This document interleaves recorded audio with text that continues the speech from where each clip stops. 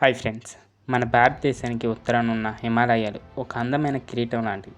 అంతేకాదు, అవి మనల్ని ఇతర దేశాల నుంచి కూడా ప్రొటెక్ట్ చేస్తాయి.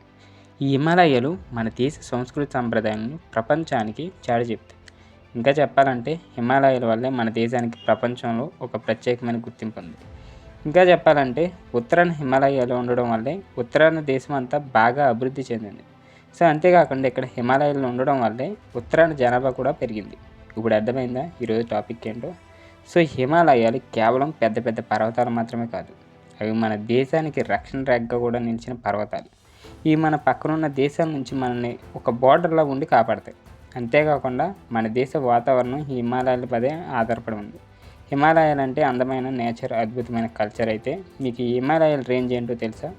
ఇక్కడ ఉండే ప్రతి మంచి ముక్క ఒక కథనం అయితే మనకు చెప్తుంది. మరి ఆ కథలు ఏంటో తెలుసుకుందాం. సో ఈరోజు వీడియోలో కొత్తవారు చూసినట్లయితే హిమాలయాల గురించి అయితే తెలుసుకుందాం. సో కొత్తవారు మన ఛానల్ సబ్స్క్రైబ్ అయితే చేసుకొని వీడియోని లైక్ చేయడం మాత్రం మర్చిపోకండి. మంచి ఇంట్రెస్టింగ్ వీడియోస్ అయితే ఉంటాయి, స్టోరీస్ కూడా.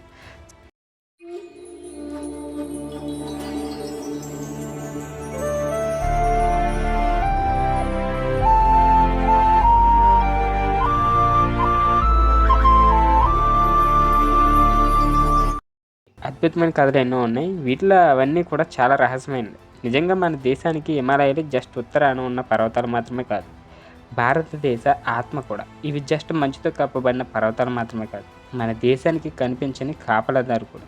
కొన్ని వేల సంవత్సరాల క్రితం ఈ భారతదేశాన్ని హిమాలయాలు ప్రొటెక్ట్ చేస్తున్నాయి. నిజంగా ఈ పర్వతాలు చాలా ఎత్తైన పర్వతాలు, అలాగే సురక్షితమైన ఆయుధాలను ధరించిన పర్వతాలు కూడా. హిమాలయాల నుంచి పలు పవిత్రమైన నదులు అయితే పుట్టుకొచ్చాయి. ఎన్నో లక్షల కోట్లు వనమూలికలు కూడా ఇక్కడ ఉన్నాయి. అలా గొప్ప హిమాలయాలు ఎలా ఏర్పడ్డాయో చూద్దాం. నిజంగా హిమాలయాల ఫార్మేషన్ ఒక అద్భుతమైంది, ఇంట్రెస్టింగ్ అయిన జియోలాజికల్ స్టోరీ ఉంది. భూమిలో వచ్చే మార్పుల వల్ల కొన్నేళ్ల క్రితం ఇవి ఏర్పడ్డాయి. ఇంచుమించుగా 20 కోట్ల సంవత్సరాల క్రితం అన్నమాట. ఆ టైంలో భూమిపై ఒక పెద్ద సూపర్ కాంటినెంట్ మాత్రమే ఉండేది. ఆ తర్వాత అది నెమ్మదిగా జరుగుతూ 2 మహాఖండాలుగా విడిపోయింది. వాటిలో గోండ్వానా ల్యాండ్, లారాసియా అనే పిలుస్తారు. అంటే మన ఇండియా ఈ రెండిట్లో ఎక్కడ ఉండేది అనేదిగా మీ డౌట్. అక్కడికి వస్తున్నా. మన ఇండియా అప్పట్లో గోండ్వానా ల్యాండ్లో ఒక చిన్న ముక్కలా ఉండేది. అయితే ఆ తర్వాత ఈ చిన్న ముక్క జరుగుతూ ఇప్పటికీ ఆసియాలో ఉన్న మరో ముక్కలా ఉండే భాగాన్ని ఢీకొట్టింది. అలా ఢీకొట్టిన ప్రదేశాన్ని హిమాలయ పర్వతాలు పుట్టుకొచ్చాయి. సో ఈ రకంగా హిమాలయ పర్వతాలు అయితే పుట్టుకొచ్చాయి అన్నమాట. ఇప్పుడు ఇంకొంచెం డీటెయిల్గా చెప్తాను. దాదాపు 10 కోట్ల సంవత్సరాల క్రితం మన ఇండియన్ ప్లేట్ అండ్ భూమధ్య రేఖ దక్షిణంగా ఉన్న ఒక ప్రత్యేకమైన భూభాగం. ఇది ఎప్పుడు ఆస్ట్రేలియా సమీపంలో ఉన్న దక్షిణ అర్ధగోళంలో ఉంది. సో మిలియన్ల సంవత్సరాల క్రితం అయితే ఇండియన్ ప్లేట్ సంవత్సరానికి దాదాపు 15 కిలోమీటర్ల వేగంతో ఉత్తరం వైపుగా కదలడం ప్రారంభించింది. ఇలా కదులుతున్నప్పుడు ఇది యురేషియన్ ప్లేట్లను కూడా ఎదుర్కొంది. ఇలా రెండు కలిసినప్పుడు ఇండియన్ ప్లేట్ యురేషియన్ అండ్ ప్లేట్ను కనెక్ట్ చేయడం వల్ల కిందకి జరగడం ప్రారంభిస్తుంది. ఆ టైంలో ఇండియన్ ప్లేట్ ముడుచుకుంటుంది. సో అప్పుడే హిమాలయాలు బయటకు వచ్చాయి. నిజంగా ఈ హిమాలయ పర్వతాలు శ్రేణులు ఎత్తు ఈ భూభాగంలో మరో ఇతర పర్వతాలకు లేదు. అత్యంత ఎత్తులో ఈ పర్వతాలు అయితే ఉన్నాయి అండ్ పుట్టుకొచ్చాయి కూడా. మీకు ఇంకొక ఇంట్రెస్టింగ్ విషయం చెప్పాలంటే అదేంటంటే ఇప్పటికీ మన ఇండియన్ ప్లేట్ సంవత్సరానికి 5 కిలోమీటర్ల వేగంతో ముందుకు వెళ్తూనే ఉంది. అందువల్లే హిమాలయాలు అంతకంతకు ఎత్తుకు పెరిగిపోతూనే ఉన్నాయి. ఇవి న్యాచురల్గా ఏర్పడ్డ పర్వతాలు. ఈ ప్రపంచంలోనే అత్యంత ఎత్తైన అత్యంత అందమైన పర్వతాలు కూడా. మన హిమాలయ పర్వతాలు ఇక్కడ కాంచన్జంగా, మౌంట్ ఎవరెస్ట్ పర్వతాలు హైలైట్ అయినాయి. ఈ హిమాలయాల వల్ల కొన్ని లక్షల మందికి నీరు లభిస్తుంది. దాని పక్కన ఉన్న అడవి ద్వారా కలప లభిస్తుంది. అంతేకాకుండా హిమాలయాలు ఇండియన్ రిలీజియన్కు ఒక గొప్ప వరమానం లాంటివి. ఎంతో పవర్ఫుల్ కూడా. ఈ భూభాగం మనకు శాశ్వతం కాదు. ఎప్పుడు ఎలా భూమి మారిపోతుందో ఎవరికీ తెలియదు. వీళ్ళు ఎప్పుడున్నా హిమాలయాలు దాదాపు మన దేశం ఉత్తరాన 2400 కిలోమీటర్ల మేర విస్తరించి ఉన్నాయి. అంటే ఎంతలా ఇవి వ్యాపించి ఉన్నాయో మీకు అర్థమయ్యే ఉంటుంది. మన దేశం నుంచి టిబెట్, సెంట్రల్ ఆసియాను అవి విడదీస్తున్నాయని చెప్పొచ్చు. ఈ హిమాలయాల్లో దాదాపు 100కు పైగా చిన్న పర్వతాలు ఉన్నాయి. వీటిని హైటు 7200 మీటర్ల ఎత్తుకైతే పైన ఇందులో మౌంట్ ఎవరెస్ట్, కాంచన్జంగా, ఇక నందాదేవి పర్వతాలు చాలా ఫేమస్. అయితే ఇప్పుడు మనకు డౌట్ రావచ్చు, ఈ హిమాలయాలు మన దేశాన్ని ఎలా కాపాడుతున్నాయి? భారతదేశ రక్షణలో హిమాలయాల పాత్ర చాలా ముఖ్యం. కానీ ఆ పాత్ర ఏంటి? అవును, నిజంగా ఈ హిమాలయాలు మన దేశాన్ని కాపాడుతున్నాయి. ఇవి మన దేశానికి సహజంగా ఏర్పడ్డ రక్షణ కవచం లాంటివి. ఇది ఒక ట్రిపుల్ వాల్ లాంటిది. అంటే మధ్య ఆసియా నుంచి వచ్చే చలి, వేడిగా పొడిగాళ్ళు అడ్డంగా నిలబడి ఇవి ఆరోగ్యాలను కాపాడుతున్నాయి. అలాగే మన దేశం సహజంగానే వేడి ఎక్కువ ఉండే దేశం, అంతేకాకుండా ఎక్కువ జనాభా ఉండే ప్రాంతం కూడా. ఉత్తర భారతదేశం కూడా మన దేశాన్ని ఎప్పుడు విదేశాల నుంచి కాపాడుకుంటూనే మన దేశానికి చుట్టుపక్కల చాలా శత్రు దేశాలు, అలాగే కొన్ని కొన్ని మిత్ర దేశాలు కూడా ఉన్నాయి. వీటన్నిటి నుంచి మన దేశాన్ని హిమాలయాలు కాపాడుతున్నాయి, ఎందుకంటే ఇవి ఒక ప్రొటెక్షన్ వల్లగా మనకున్నాయి.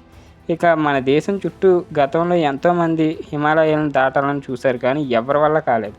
అందువల్ల ఈ హిమాలయాల్లోనే చనిపోయేవారు. అవి దాటి భారతదేశంలో చొరబడడం దాదాపుగా అసలు సాధ్యమే కాదు. దానివల్ల మన దేశం ఎప్పుడు శత్రు సైన్యం నుంచి రక్షణ పొందుతూనే ఉంది. అంతేకాకుండా హిమాలయాల వల్ల వాతావరణంలో మార్పులు వస్తాయి. హిమాలయాలు ఋతుపవనాలకు దోహదపడతాయి.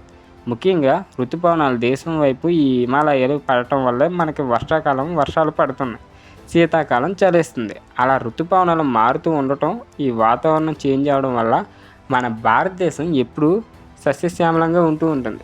సో దేశంలోని ప్రజలు కడుపు నిండా తింటున్నారంటే దానికి కారణం కూడా ఈ హిమాలయ పర్వతాలే కారణం. ఒకవేళ ఉత్తర భాగంలో హిమాలయాలు కనుక లేకపోతే అవి మన దేశంలో ఎక్కువ భాగాన ఈ ఎడారిగా మారిపోయేది. దీనివల్ల దేశంలో వేడి ఎక్కువగా ఉండేది. అలాగే హిమాలయాల వల్ల సంస్కృతి సంప్రదాయాలు పెరిగాయి. ఒకవేళ ఇవి కనుక లేకపోతే ప్రపంచంలో మనకంటూ ప్రత్యేక గుర్తింపు ఉండేదే కాదు. అంటే కేదార్నాథ్, బద్రీనాథ్, అమర్నాథ్ లాంటి యాత్రలు చేయడానికి కూడా ఈ ప్రపంచ నలుమూల నుంచి వస్తూ ఉంటారు. అలాగే కైలాస పర్వతం మహాదేవుడికి, శివుడికి అంకితమైన ప్రదేశం అది. దీని గురించి ప్రత్యేకంగా చెప్పనవసరం లేదు. ప్రపంచం మొత్తం దీన్ని ఛేదించాలనే రహస్యం ఇప్పటికీ ఒక గొప్ప పవర్ను సంతరించుకుంది. అక్కడ శివుడు స్వయంగా ఈ హిమాలయాన్ని కాపాడుతున్నాడని కూడా కొన్ని గ్రంథాలు చెప్తున్నాయి. అంతేకాకుండా ఈ హిమాలయాల్లో ఒక రహస్యం ఉంది, దాన్ని శివుడు చూస్తూ ఉంటాడని కూడా చెప్తారు. అంతేకాకుండా ఇక్కడ ఎన్నో మిస్టీరియస్ కథలు ఈ హిమాలయాల్లో దాగుని ఉన్నాయి. ఇక పురాణాల ప్రకారం కూడా ఎంతోమంది యోగులు, సాధువులు, పుణ్యపురుషులు ఇక్కడ తపస్సు చేస్తూ ఉంటారని చెప్తూ ఉంటారు. ఇప్పటికే అక్కడ ఎంతోమంది మెడిటేషన్లో ఉన్నారట. ఎందుకంటే ఇక్కడ ఒక తెలియని మనశ్శాంతి ఉంటుంది. అలాగే ఇక్కడ అతిపెద్ద ఆకారంలో యతి తిరుగుతూ ఉంటుందని చెప్తూ ఉంటారు. చాలామందికి చాలాసార్లు యతి కనిపించిందని కూడా అంటారు. ఇక స్నోమ్యాన్ కదా అంటే మన ఆంజనేయ స్వామి అని కూడా అంటారు.